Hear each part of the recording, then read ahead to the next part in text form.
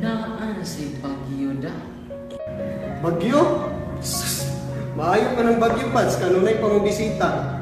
Halos pa karasimana. Ya, ang uyab. Kanunay pakita. Bisan ka usap.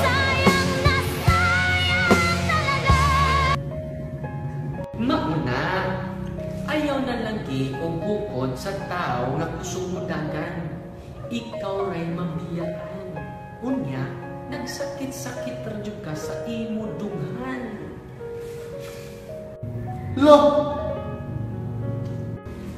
Sir, una hinuon imong pag-eskwela, kaya anaan niya ang tinuon na ginansya.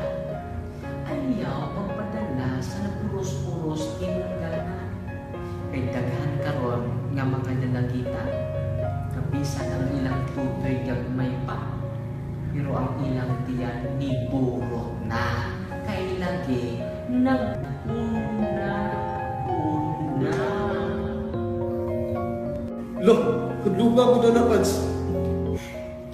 Mas maayo palagi ng bagyo, Pads. Kaya na pag-asa. Pero anong gugma? Puro na paasa. Ay na lang, ay naku, ati ka. Kung sa tao ni mo isandig ang imong gugma, mao nga mabiktima ka sa paasa. Pero kung butangan nimo og letter G ang paasa, kung sa imong mabasa. Paasa? Butangan ng letter J? Pag-asa, Pads!